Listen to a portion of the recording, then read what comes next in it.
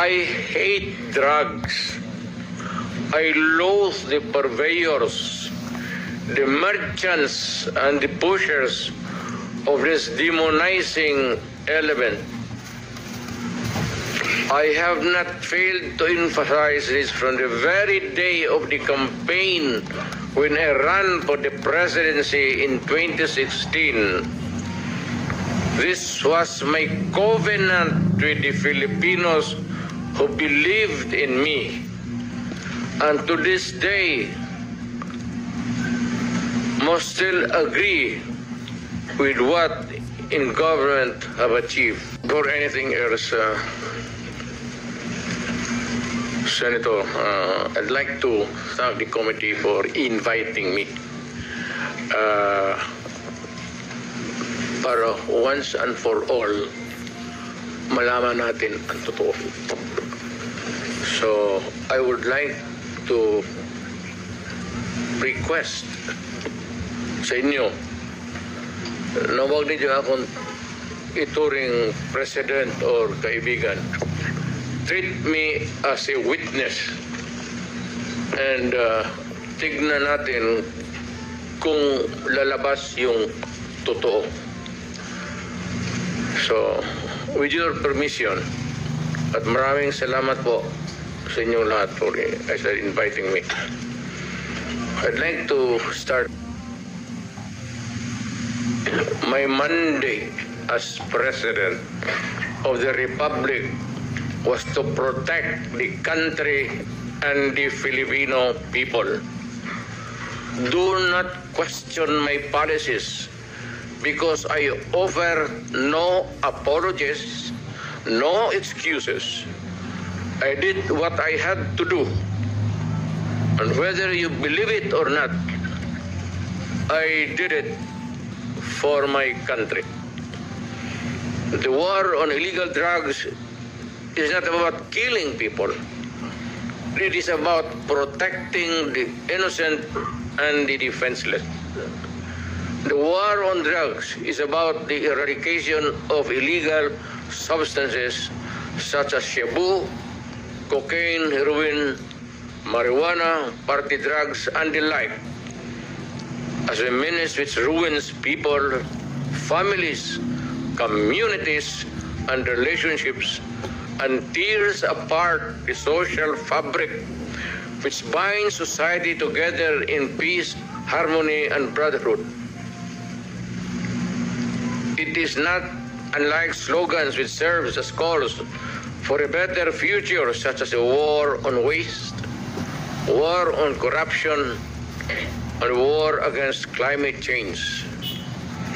I have always viewed people addicted to illegal drugs as victims and patients requiring medical help and not as criminals.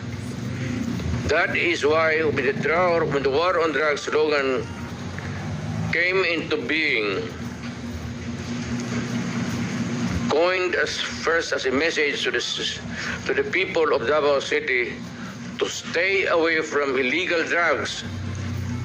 But at the same time, I had a drug rehabilitation facility constructed in Davao City, a city government expense, manned by Davao City government doctors, psychiatrists, nurses, and health workers, among others, to look after the complete rehabilitation of those addicted to illegal drugs.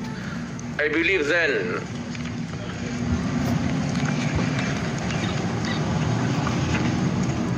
and I still believe now, that rehabilitation and not fear of death or incarceration to be the key to the return of the addicted individuals back to the mainstream of a just and forgiving society.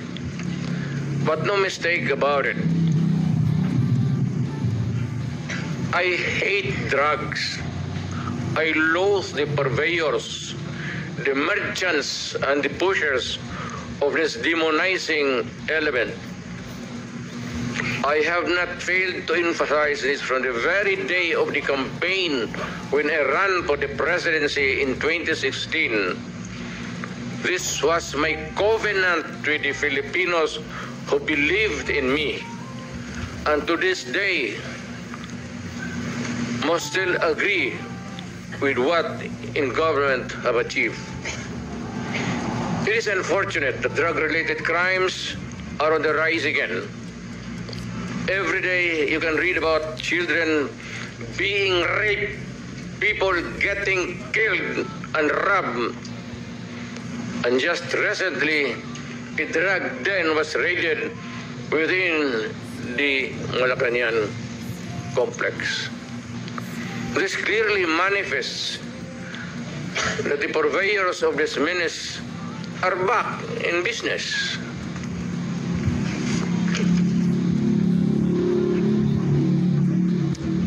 Go ahead. The Filipinos are anxious and distressed. Self-preservation is still the first law of nature. It is instinct. It is recognized in our laws as self-defense. That is why I have always told the police authorities and operatives to be mindful of this basic law of nature. However, I tell them not to abuse their authority and power. And hindi ko talaga pinayagan yung abuso ng polis o sundalo kailanman sa buong buhay ko and as mayor for so many years and as president. In the guise of protecting themselves. But when your very life is placed at risk and it can be snuffed out in a matter of seconds, then and only then must you act accordingly. Repel the aggression only in self-defense. Alam mo, matagal ako nagturo sa aming bayan sa Police Academy. When I was a prosecutor, to augment my income, bago akong nagturo ako sa pulis. Ang sinabi ko talaga sa kanila, when you are arresting a criminal, you are not supposed to request him to surrender. Rather, you have to overcome the resistance. However, pag ayaw, it's the duty of the police is to overcome the resistance kung ayaw mag-surrender. At kung may baril, at kung tingin mo, sabi ko sa mga polis doon sa academy, mamamatay ka, barilin mo sa ulo, patayin mo at least one less criminal in the community. Yun ang utos ko when I was a fiscal and I was a professor doon sa Police Academy. Yun ang turo ko sa kanila. No quarters given, no quarters asked. Criminal ito.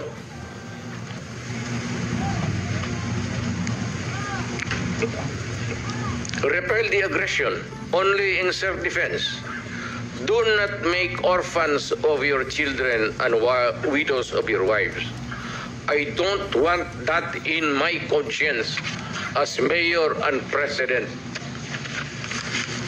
Hindi ko mabigat yan sa konsensya ko. I have warned, but before that, my job as president was never easy, and it was not meant to be.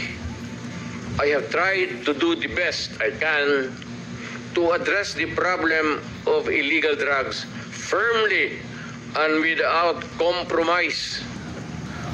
For all of its successes and shortcomings, I alone take full legal responsibility. Sa lahat na nagawa ng mga pulis, pursuant to my order, ako ang managot. At ako ang makulong, huwag yung polis na sumunod sa order ko. Kawawa naman, nagtatrabaho lang. Yun ang gusto kong sabihin sa Pilipino at mabutit niyaya ninyo ako dito. Once and for all, yan ang gusto kong sabihin sa tao.